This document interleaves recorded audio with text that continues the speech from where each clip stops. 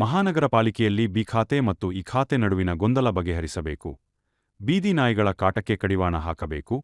UGD ಸಮಸ್ಯೆಗೆ ಪರಿಹಾರ ಹಾಗೂ ಕುಡಿಯುವ ನೀರಿನ ಸಮರ್ಪಕ ನಿರ್ವಹಣೆ ಕುರಿತಂತೆ ಹಾಲಪ್ಪ ಫೌಂಡೇಶನ್ ಅಧ್ಯಕ್ಷ ಮುರಳೀಧರ ಹಾಲಪ್ಪ ನಾಗರಿಕರೊಂದಿಗೆ ಪಾಲಿಕೆ ಆಯುಕ್ತರನ್ನು ಭೇಟಿ ಮಾಡಿ ಅಧಿಕಾರಿಗಳೊಂದಿಗೆ ಚರ್ಚೆ ನಡೆಸಿದರು. ಯಾಕೆಂದರೆ ಸರ್ಕಾರದವರೇ ಗೌರ್ಮೆಂಟ್ ಆಫ್ ಕರ್ನಾಟಕದವರೇ ಇಷ್ಟೇ 4 ಡಾಕ್ಯುಮೆಂಟ್ ಕೊಡಿ, ಮನೆ ಇದ್ರೆ 5 ಡಾಕ್ಯುಮೆಂಟ್ ಕೊಡಿ.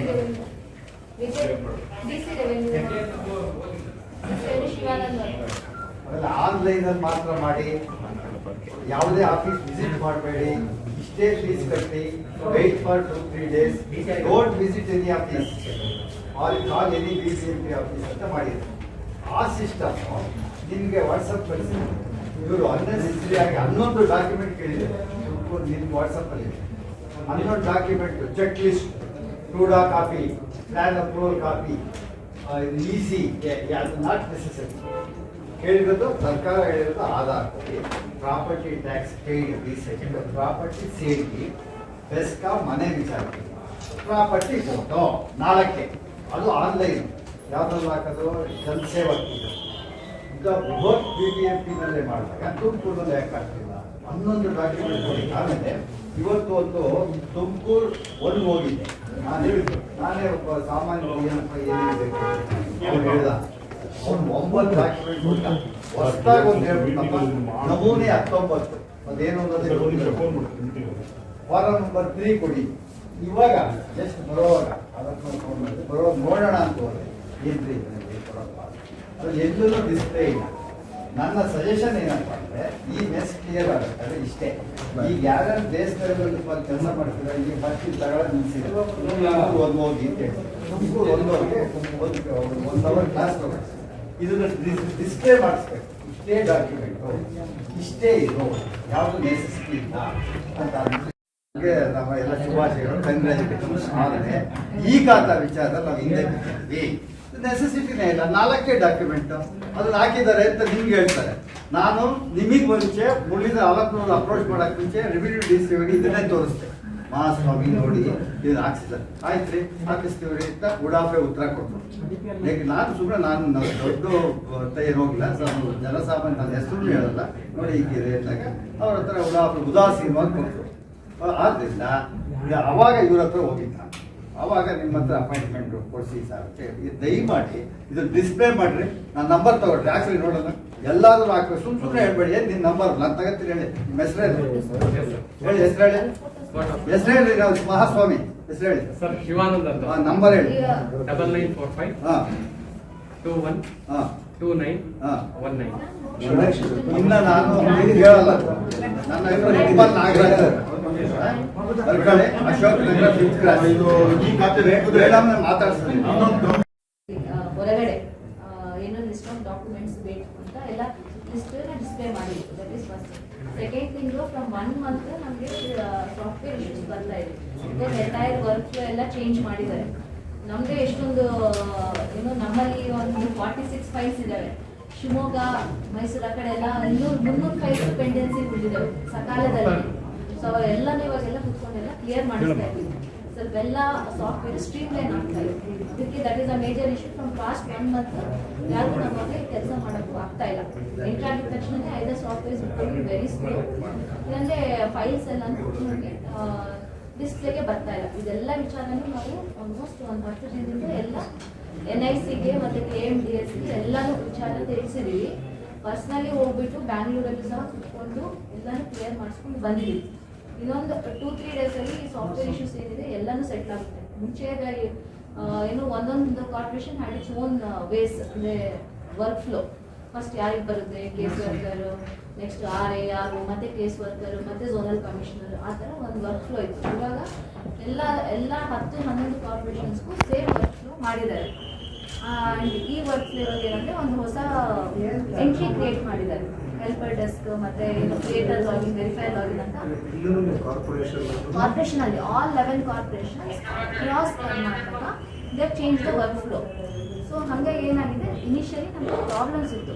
ಸ್ಕ್ಯಾನ್ ಮಾಡಿನೇ ಹಾಕೋಕ್ಕಾಗ್ತಾ ಇರಲಿಲ್ಲ. ನಮ್ಮವ್ರು ಎಷ್ಟು ದಿನ ಫೈಲ್ಸ್ ಬಂದಿದ್ದಾವೆ, ಸ್ಕ್ಯಾನ್ ಮಾಡಿ ಹಾಕೋಕ್ಕಾಗ್ತಾ ಇಲ್ಲ, ಅಪ್ಲೋಡ್ ಮಾಡೋಕ್ಕಾಗ್ತಿಲ್ಲ.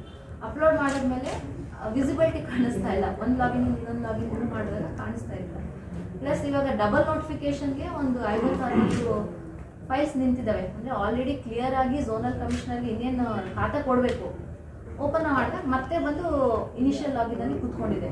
ಸೊ ಈ ಥರ ಇಶ್ಯೂಸ್ ಏನಿದೆ we are sorting it out all across. ನೀವು ಕರ್ನಾಟಕ ನೋಡಿ ಸೇಮ್ ಇಶ್ಯೂಸ್ ಇದೆ, ಎಲ್ಲನೂ ಸಾರ್ಟ್ ಔಟ್ ಮಾಡ್ತಾ ಇದ್ದೀವಿ. ಸಾಫ್ಟ್ವೇರ್ ಇಶ್ಯೂಸ್ ಅಲ್ಲೇನೆ ಅದೆಲ್ಲ.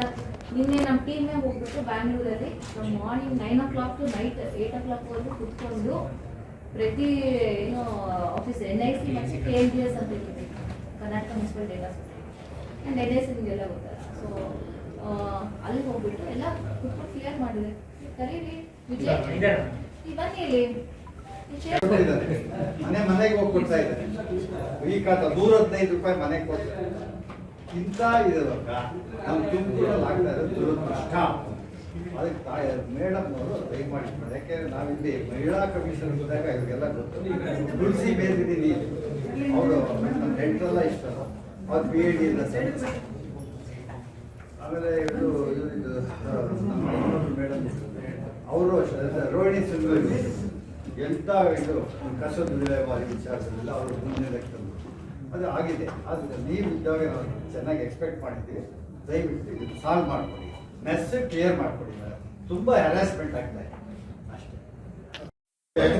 ಆ ಕಸ ಜಾಸ್ತಿ ಆಗೋದ್ರಿಂದ ಸರಿಯಾಗಿ ಇದನ್ನ ಮೇಂಟೈನ್ ಮಾಡ್ದಲ್ಲಿ ಸಾವಿರಾರು ಲಕ್ಷಾಂತರ ಸಂಖ್ಯೆಯಲ್ಲಿ ನಾಯಿ ನರಿಗಳು ಜಾಸ್ತಿ ಬಿಟ್ಟಿದ್ದಾರೆ. ಸಣ್ಣ ಸಣ್ಣ ಮಕ್ಕಳಿಗಂತೂ ಅದೆಷ್ಟೋ ರಿಪೋರ್ಟಿಂಗ್ ಆಗ್ತಾ ಇಲ್ಲ. ಮಕ್ಕಳ ಮೇಲೆ ನಾಯಿಗಳು ಪ್ರಹಾರ ನಡೀತಾ ಇರೋದು ಬಹಳ, ಅದು ವರದಿ ಆಗ್ತಾ ಇಲ್ಲ. ಯಾರು ಆ ಟೈಮಲ್ಲಿ ಯಾರು ಪತ್ರಕರ್ತರಿರಲ್ಲ, ಯಾರು ವರದಿ ಇರಲ್ಲ, ಗೊತ್ತಾಗೋದಿಲ್ಲ. ಹೋಗಿ ಕಂಪ್ಲೇಂಟ್ ಕೊಡಕ್ಕಂತೂ ಸಾಧ್ಯನೇ ಇಲ್ಲ. ನಾಯಿ ಕಳಿಸಿದೆ ಅಂತ ಯಾರು ಕಂಪ್ಲೇಂಟ್ ಕೊಡಕ್ ಹೋಗೋದಿಲ್ಲ. ಇದು ತಮ್ಮ ಗಮನಕ್ಕೆ ತರ್ತಾ ಇದ್ದೀನಿ. ಇಲ್ಲ ಸರ್, ದಯವಿಟ್ಟು ನನ್ನ ಮನವಿ ಏನಂದ್ರೆ ಇಲ್ಲೇ ಮಾಡಿದ್ರೆ ಒಳ್ಳೇದು. ಇಲ್ಲಿನೇ ಮಾಡ್ತೀವಿ. ಇವಾಗ ಏನು ಪೆಂಡಿಂಗ್ ಅಪ್ಲಿಕೇಶನ್ಸ್ ಇದಾವೆ, ಆ ಪೆಂಡಿಂಗ್ ಅಪ್ಲಿಕೇಶನ್ಸ್ ಎಲ್ಲಾನು ನಾವು ಮೂವ್ ಮಾಡ್ತಾ ಇದೀವಿ, ಎಲ್ಲಾನು ಕ್ಲಿಯರ್ ಮಾಡಿಸ್ತಾ ಇದೀವಿ. ಆ್ಯಂಡ್ ನಾವು ನೋಡಿ ಸಪ್ರೇಟ್ ಕೌಂಟರೇ ಮಾಡಿದೀವಿ. A khata counter, B khata counter ಅಂತ ಸಪ್ರೇಟ್ ಕೌಂಟರೇ ಮಾಡಿದೀವಿ to receive applications. Additional data entry ಆಪರೇಟರ್ಸ್ನ ತಗೊಂಡಿದ್ದೀವಿ. ಸರ್ಕಾರ ಆದೇಶ ಇತ್ತು ಬಿಡಿ, ಆ ಪ್ರಕಾರ additional data entry operators, additional scanners, printers ಎಲ್ಲ ಎಷ್ಟಾಗುತ್ತೆ ಎಲ್ಲ ಈಗ ಬಹಳ ಕಮ್ಮಿ ಆಗ್ಬಿಟ್ಟಿದೆ ಮೇಡಮ್. ಈ ಸತಂದು ಜಾಸ್ತಿ ಏನಿಲ್ಲ. ಆಮೇಲೆ ಬೇಕಾದದ್ದು ಇನ್ನೇನು ಏನ್ ಮಾಡ್ತಾರೆ ಅಂದ್ರೆ, ಕೆಲವು ಜನ ಎಲ್ಲ ಅಂತ ಹೇಳ್ತಲ್ಲ, ಒಳ್ಳೆ ಕೆಲಸ ಆಗ್ತಾ ಇದೆ. ಕೆಲವು ಜನ ಅಂತ ಫಸ್ಟ್ ನಾವು ಅರ್ಜಿ ಹಾಕ್ತೀವಿ ಆನ್ಲೈನ್. ಈಗ ಕ್ಯೂ ಪ್ರಕಾರನೇ ಹೋಗ್ಬೇಕು. ಇಲ್ಲಿ ನಿಮ್ಮ ಕೆಲವು ಸ್ವಲ್ಪ ಬಿಲ್ ಕಲೆಕ್ಟರ್ ಅವರು ಏನ್ ಮಾಡ್ತಿದ್ದಾರೆ ಅಂದ್ರೆ, ರೆವಿನ್ಯೂ DC ಅವರು ಜಾಸ್ತಿ ಗಮನ ಕೊಡಬೇಕು. ನಾವಂತೂ ಹೇಳಿ ಇವ್ರಿಗೆ ಸಾಕಾಗ್ಬಿಟ್ಟಿದೀವಿ. ಅವ್ರು ಏನ್ ಹೇಳ್ತಾರೆ, ಆಯ್ತು ಹೋಗಿ ಒಂಥರ ಹೋಗಿ ನಾವು ಮಾತಾಡಿದ್ರೆ ಗಾಬರಿನೇ ಆಗ್ಬಿಡ್ತಾರೆ. ಹೋಗಿ ಆಯ್ತು ಮಾಡ್ತೀನಿ ಅಂತ ಹೇಳ್ತಾರೆ. ನಾನು ಅವ್ರಿಗೆ ಏನಂತ ಹೇಳ್ತೀನಿ ಅಂದ್ರೆ, ದಯವಿಟ್ಟು ನೀವು ಯಾರಾದ್ರೂ ಜನ ಬಂದ್ರೆ ನೀವು ಬಂಧಿಸ್ತೀವಿ ಸ್ವಲ್ಪ. ಅವ್ರು ಕಷ್ಟಪಟ್ಟು 100 ರೂಪಾಯಿ ಸಮಯ ಅಲ್ಲಿಂದ ಆಟೋ ಕಾರ್ಪೊರೇಷನ್ಗೆ ಬರ್ಬೇಕಂದ್ರೆ 100 ರೂಪಾಯಿ, ಹೋಗ್ಬೇಕಂದ್ರೆ ಹೆಣ್ಮಕ್ಳು ಎಲ್ಲಿಂದ ದುಡ್ಡು ತಗೊಳ್ತಾರೆ. ನಂತರ ಕೆಲವು ಡಾಕ್ಯುಮೆಂಟ್ಸ್ಗಳು ಇದಾವೆ ನಿಮಗೆ ತೋರ್ಸಕ್ ಹೋಗಿದ್ರೆ 4-5 ತಿಂಗಳಿಗೆ ಕೊಟ್ಟಿದ್ದೀನಿ, ಇನ್ನೂ ತಗ ಡಾಕ್ಯುಮೆಂಟ್ಸ್ ಆಗಿಲ್ಲ, ಬೇಕಾದ್ರೆ ನೀವು ಚೆಕ್ ಮಾಡ್ಬೋದು. ಬೇರೆಯವ್ರದ್ದು ಬ್ರೋಕರ್ಗಳು 88 ಜನ B ಖಾತೆ ಶುರು ಆದ್ಮೇಲೆ ಬಂದಿದ್ದಾರೆ. ನಿಮ್ಮ RO ಕೇಸ್ ವರ್ಕರ್ ಇಂದ ಸರ್ ಎಲ್ಲರಿಗೂ ಕಂಟೆಂಟ್. ಆಮೇಲೆ ಲೇಔಟ್ ಎಲ್ಲಿ ಮಾಡ್ತಾರೆ ಫಸ್ಟ್ ಅವರೇ ಇರ್ತಾರೆ, ಬ್ರೋಕರ್ಗಳು ಇಲ್ಲ. ಈಗ ಅವರೇ ಫಸ್ಟ್ ಹೋಗಿ ಅಲ್ಲಿ ಅವ್ರು ತಾವು ಮಾತಾಡ್ಕೊಂಡು ಅವರೇ ಮಾಡ್ತಾರೆ. ಆಮೇಲೆ ಖಾತೆದು ಹೆಂಗಂದ್ರೆ, ಈಗ ನಾವು ಒಂದ್ ಖಾತೆಗೆ B ಖಾತೆಗೆ ನಾಳೆ ನನ್ಗೆ ಬೇಕಂದ್ರೆ ಅವ್ರಿಗೆ ಕೇಸ್ ವರ್ಕರ್ಗೋ ಏರ್ಗೋ ಅವ್ರು ಡೀಲ್ ಮಾಡ್ಕೊಂಡ್ರೆ ಅವ್ರದ್ದು ಹಿಂದೆ ಹಾಕಿರ್ತಾರ 2 ತಿಂಗಳು ಮುಂಚೆ, ಅವ್ರದ್ದು ಆಗಲ್ಲ, ಅವ್ರದ್ದು ಫಸ್ಟ್ ಆಗ್ಬಿಡುತ್ತೆ. ಅದಕ್ಕೆ ಟೈಮ್ ಇಟ್ಟು ಅದಕ್ಕೆ ನೀವು ಗಮನ ಕೊಡ್ಬೇಕು. ಒಳ್ಳೆ ಕೆಲಸ ಮಾಡ್ತಿದ್ರೆ ಅದಕ್ಕೆ ಒಂದ್ ಸ್ವಲ್ಪ ಗಮನ ಕೊಡಿ. ಏನು FIFO ಒಂದು problem, there is no FIFO thing. FIFO first in first out ಅಂತ ನಮ್ಮ ಸರ್ವೆ ಇದರಲ್ಲೆಲ್ಲ ಇದೆ. ಸರ್ವೆದಲ್ಲಿ ಫಸ್ಟ್ ಏನೋ ಒಂದು ಸರ್ವೆಗೆ ಹಾಕೊಂಡ್ರೆ FIFOನೇ ಇರುತ್ತೆ. FIFO ಪ್ರಕಾರನೇ ಸರ್ವೇಸ್ ಮಾಡಬೇಕು. ಬಟ್ ಇದು ಈ ಆಸಿದಲ್ಲಿ FIFO ಇಲ್ಲ. ಸೊ ಆ FIFO ಇದನ್ನ ತರಬೇಕು ಅಂತಲೇ ಹೇಳಿದ್ವಿ. ಪ್ಲಸ್ ನಾವು ಎವ್ರಿ ಇದು ಕೇಸ್ ವರ್ಕರ್ ಅಥವಾ RO ಅವ್ರ ಹೆಸರು ಲಾಗಿನ್ ವೈಸ್ ತೆಗಿತಾ ಇದೀವಿ. ಎಷ್ಟು ಪೆಂಡೆನ್ಸಿ ಇದೆ ಫೈಲ್ಸ್, ಲಾಸ್ಟ್ ಡೇಟ್ ಅಂದ್ರೆ ಲಾಸ್ಟ್ ಫೈಲ್ ಯಾವಾಗ ಇದೆ, ಇಸ್ ದ ಓಲ್ಡೆಸ್ಟ್ ಫೈಲ್ ಯಾವ್ದಂತಾನು ಎಲ್ಲ ತೆಗಿತಾ ಇದೀವಿ. ಸೊ ಹಾಗಾಗಿ ಅವ್ರನ್ನ ಮಾನಿಟರ್ ಮಾಡ್ತಾ ಇದೀವಿ ನಾವು. ವೀಕ್ಲಿ ಎಲ್ಲ ವಿ ಆರ್ ಡೂಯಿಂಗ್ ಮಾನಿಟರಿಂಗ್. ಪ್ರತಿ ಯಾವ್ದೇ ಜಾಸ್ತಿ ಪೆಂಡೆನ್ಸಿ ಇದ್ರೆ ಅವನ್ನ ಕರೀತಾ ಇದೀವಿ. And there are cases where ಒಬ್ಬೊಬ್ಬರಿಗೆ ಕೇಸ್ ವರ್ಕರ್ಗೆ ಒಂದು 200 ಫೈಲ್ಸ್ ಅಟ್ಲೀಸ್ಟ್ ಬರುತ್ತೆ. 200 to 300 ಫೈಲ್ಸ್. ಎಕ್ಸಾಂಪಲ್ ಹೇಳ್ತಾ ಇದ್ದೀನಿ, ಔಟ್ಸ್ಕಟ್ಸ್ ಅಲ್ಲಿರೋ ವಾರ್ಡ್ಸ್ ಲೈಕ್ ವಾರ್ಡ್ 1, 2, 3 ಇರ್ಬೋದು, ಇಲ್ಲಾಂದ್ರೆ ವಾರ್ಡ್ 31, 32, 33 ಆ ಥರ ವಾರ್ಡ್ಸ್. ಕೆಲವೊಂದು ವಾರ್ಡ್ಸ್ ಇದ್ದಾವೆ ಅವ್ರಿಗೆ ಫೈಲ್ಸೇ ಬರಲ್ಲ. ಲೈಕ್ ಆಲ್ರೆಡಿ ಡೆವಲಪ್ ಆಗಿರೋ ವಾರ್ಡ್ಸ್, ಇಂಟೀರಿಯರ್ ವಾರ್ಡ್ಸ್ ಅಲ್ಲಿ ಬಿ ಖಾತಾ ಇಲ್ಲೇ ಬರೋದಿಲ್ಲ, ಆಲ್ಮೋಸ್ಟ್ ಎಲ್ಲ ಸೇರಿ ವರ್ಕ್ ಲೋಡ್. ಸೊ ಇವಾಗ ಕಡಿಮೆ ಆಗಿದೆ. Initially we use to get around 150-250 files, around 250 files per day. ಒಂದು ದಿನಕ್ಕೆ 250 ಫೈಲ್ಸ್ ಬರ್ತಾ ಇತ್ತು. ಆ್ಯಂಡ್ ಅದೇನಾದ್ರು ಒನ್ ಡೇ ಏನಾದರೂ ಸಾಫ್ಟ್ವೇರ್ ಡೌನ್ ಆದರೆ 250 ಫೈಲ್ಸ್ ಪೆಂಡಿಂಗ್. ಮತ್ತೆ ನೆಕ್ಸ್ಟ್ ಡೇ ಅದು ರಿಕವರ್ ಆಗಿಲ್ಲ ಅಂದರೆ ಅದು 500 ಫೈಲ್ಸ್.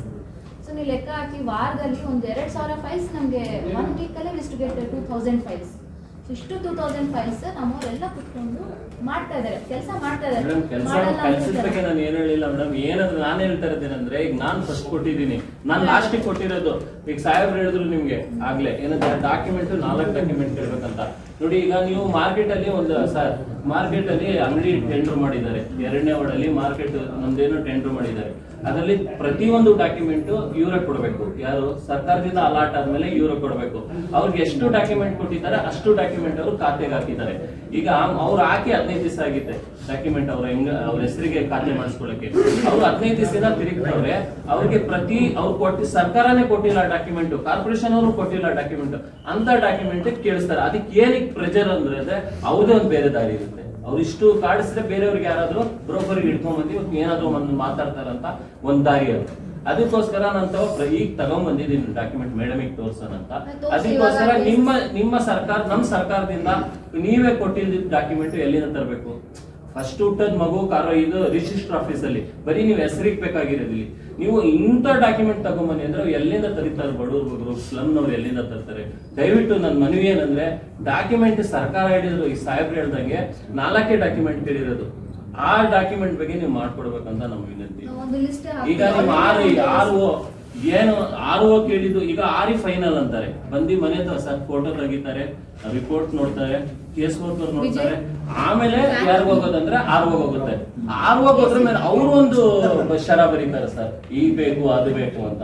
ಇದಕ್ಕೇನಕ್ಕೆ ಮಿಸ್ಗೈಡ್ ಮಾಡ್ತಿದಾರ ಅಂತ ನಾವು ನಮ್ಮ ರೆವಿನ್ಯೂ ಡಿಸಿ ಅವ್ರಿಗೆ ಕೇಳಿದ್ರೆ, ರೆವಿನ್ಯೂ ಡಿಸಿ ಅವ್ರು ಏನ್ ಹೇಳ್ತಾರೆ ಅಂದ್ರೆ, ಅದು ಸರ್ಕಾರದ ಆದೇಶ ಅಂತ ನಮ್ಮ ಸರ್ಕಾರ ಹೆಸರು ಕೆಟ್ಟ ಹೆಸರು ತಗೊಂಡ್ಬರ್ತಾರೆ.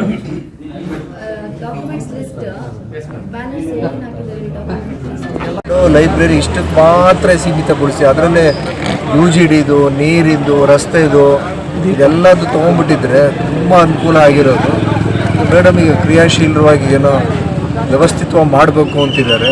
ನಾವು ತುಂಬ ಅವ್ರ ಬಗ್ಗೆ, ಅಶ್ವಿಜಾ ಮೇಡಮ್ ಬಗ್ಗೆ ನಿರೀಕ್ಷೆ ಇದೆ.